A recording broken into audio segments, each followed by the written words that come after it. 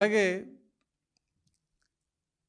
Land act, అసలు ఎవరి భూమి ఎవరి పేరుందో తెలియని పరిస్థితి. టైటిల్ యాక్ట్, దాని మీద ఆయన బొమ్మ.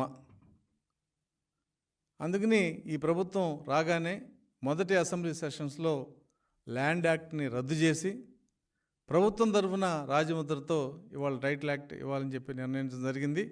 ఆ సర్వేలో జరిగిన పొరపాట్లన్నీ కూడా సరిచేయాలని కూడా ప్రభుత్వం నిర్ణయించడం జరిగింది. కాబట్టి ఈ రకమైన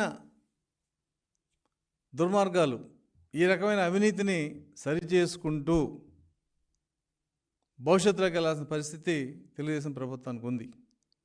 యువత ఉన్నారు, ఉద్యోగాలు లేవు. ఇవాళ ప్రభుత్వం ఇండస్ట్రియల్ డెవలప్మెంట్, పారిశ్రామిక అభివృద్ధి చేయాలని చెప్పి అటు లోకేష్ గారు కానీ, ముఖ్యమంత్రి గారు కానీ, ఆ సంబంధించిన మంత్రులు కానీ ఆహర్నిశలు ప్రయత్నిస్తూ ఇవాళ అటు శ్రీ సిటీలో కొన్ని ప్రాజెక్టులు, అలాగే కడపలో కొన్ని ప్రాజెక్టులు తేవడం వల్ల దాదాపు ఇవాళ 90,000 ఉద్యోగాలు రాబోతున్నాయి ప్రైవేట్ సెక్టార్లో. అలాగే హెచ్పిసిఎల్ వాళ్ళు 70,000 కోట్లతో కోస్టల్ కారిడార్లో రిఫైనరీ కట్టాలని చెప్పి నిర్ణయం తీసుకున్నారు. అది దాదాపుగా ఇక దాన్ని అమలు చేసే విధానంలో ఉంది. అలా కొన్ని కంపెనీస్ ఏవైతే గతంలో ఈ రాష్ట్రం నుంచి వెళ్ళిపోయినాయో వాళ్ళందరం కూడా వెనక్కి తీసుకొచ్చి యువతకి ఈ 5 సంవత్సరాల్లో ప్రభుత్వ ఉద్యోగాలు కాకుండా 20 లక్షల ఉద్యోగాలు ఇవ్వాలని చెప్పి మరి టీడీపీ ప్రభుత్వం, కూటమి ప్రభుత్వం నిర్ణయం తీసుకుంది. అంటే ఈ రాష్ట్రంలో నిరుద్యోగం అనేది ఎంతగా పెరిగిందంటే, మొన్న ఎక్కడో మేము చదివాం, 4 పోస్టులు పడితే దాదాపు 600 మంది అప్లై చేశారు. అది కాంట్రాక్ట్ ఎంప్లాయీ, క్లాస్ 4 ఎంప్లాయీ పోస్ట్కి. అది ఈ 600 మందిలో గ్రాడ్యుయేట్స్, పోస్ట్ గ్రాడ్యుయేట్స్, ఏదైతే మనం వాలంటీర్ వ్యవస్థలో చూసామో గ్రాడ్యుయేట్స్, పోస్ట్ గ్రాడ్యుయేట్స్, అలాగే పంచాయత్ సెక్రటరీ వ్యవస్థ చూసామో, అందరూ కూడా వచ్చి ప్రభుత్వ ఉద్యోగం అనగానే వందల్లో వేలల్లో ఇవాళ అప్లై చేసిన పరిస్థితి. కాబట్టి ప్రైవేట్ సెక్టార్లో ఇండస్ట్రీస్ని తీసుకొచ్చి ఈ పిల్లలకి స్కిల్ డెవలప్మెంట్ చేసి, ఇవాళ కియా మోటార్స్ ఉంది, కియా మోటార్స్ పనిచేయాలంటే మన స్కిల్స్ చాలవు. కాబట్టి ఆ కంపెనీ ట్రైన్ చేసుకోవాలి. అలా ఏ కంపెనీ, ఏ ఇండస్ట్రీ రాబోతుంది, వాళ్ళకి ఎటువంటి ట్రైనింగ్ కావాలనేది ఆ యజమానితో మాట్లాడి ఆ విధంగా ట్రైనింగ్ ఇచ్చే పద్ధతి గత 2014-19లోనే విశాఖపట్నంలో మారుతి సుజుకితో చేయడం జరిగింది పాలిటెక్నిక్ కాలేజీలో. ఈ హయాంలో 5 సంవత్సరాల్లో ప్రతి కంపెనీకి కావాల్సిన ఆ వర్కర్స్ ఎవరైతే ఉన్నారో వాళ్ళకి ప్రభుత్వం ట్రైనింగ్ ఇచ్చి ఆ కంపెనీకి అనుగుణంగా చేయాలనే ఉద్దేశంతోనే స్కిల్ డెవలప్మెంట్ కార్పొరేషన్ని అభివృద్ధి చేయడానికి ప్రభుత్వం నిశ్చయించింది. అలాగే ప్రధానమైన అంశం రైతు భరోసా 15,000 గత ప్రభుత్వం ఇచ్చింది. ఏ రైతుకి 4 సంవత్సరాలు పడిన దాఖలు లేవు. అమ్మఒడి ఏదైతే 15,000 చెప్పి దాన్ని 13,000 తీసుకొచ్చి ఒక సంవత్సరం ఎగ్గొట్టి 45 లక్షల మంది ఇచ్చి 53 లక్షల మందికి ఇచ్చామని ఎంత నిజమో ఇది కూడా అంతే.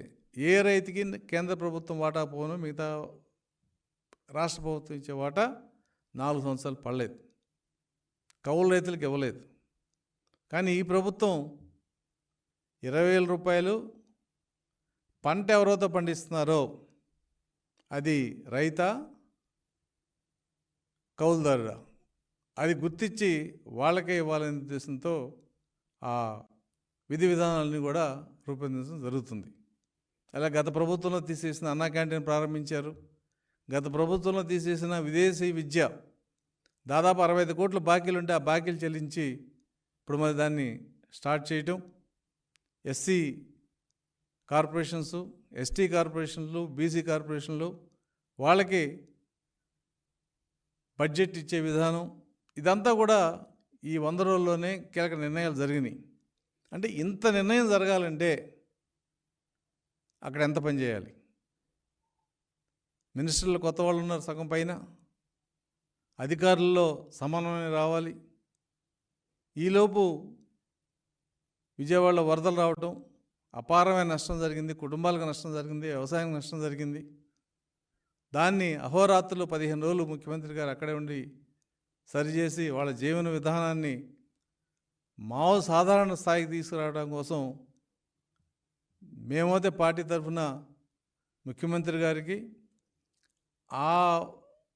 దీనిలో పాల్గొన్న అందరికీ, ఎన్డీఆర్ఎఫ్ సిబ్బంది కానీ, మున్సిపల్ సిబ్బంది కానీ, అందరూ అధికారులు అందరూ కూడా చేతులతో నమస్కారం పెట్టాల్సిన పరిస్థితి. ఈ రోజున వాళ్ళందరికీ కూడా ఆ రిలీఫ్ ఏదైతే ఉందో, కుటుంబానికి 25,000 రూపాయలు, అలాగే బండికి ఎంత జరిగింది, కారుకి ఎంత జరిగింది, అన్నీ కూడా ఇవాళ డిస్ట్రిబ్యూషన్ స్టార్ట్ అయిన పరిస్థితి. దాదాపు ప్రభుత్వానికి 1000 కోట్ల పైన ఖర్చు. అది ఆ వరదలు వచ్చి ఉండకపోతే ఆ 1000 కోట్లతో ఇంకొక అంశాన్ని మనం చేసుకునే పరిస్థితి.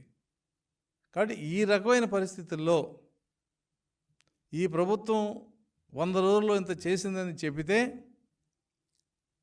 మన అధికారులు మన వాళ్ళే ఆశ్చర్యపోతున్నారు, ఏంటి ఇవన్నీ 100 రోజుల్లో మన ప్రభుత్వం చేశారా అని. కాబట్టి ఇన్ని అంశాలని మరి ఆయన నాయకత్వంలో, ఆయన వయసు వాళ్ళ 74-75 దాకా వచ్చినాయి. ఆ వరదల్లో అయితే నడుంలో నీళ్ళలో ఆయన తిరుగుతూ తెల్లవారుజాము 2ంటికి 3ంటికి కూడా కూర్చొని చేసిన విధానం అయితే ఇక నా భూతే నా భవిష్యత్తు. ఇది ఇటువంటి వ్యక్తిని మనం చూడగలుగుతామో, చూసినందుకు ఈ తరంలో ఆయన దగ్గర ఉన్నందుకు మేమంతా అదృష్టంగా భావిస్తున్నాం. కాబట్టి ఈ రకంగా ఈ 100 రోజులు, గడిచిన 100 రోజుల్లో గత 5 ఏళ్ళకు సరిపడా పునాది, అటు పారిశ్రామిక అభివృద్ధి, పిల్లలకి కావలసిన వసతుల్లో కూడిన విద్య.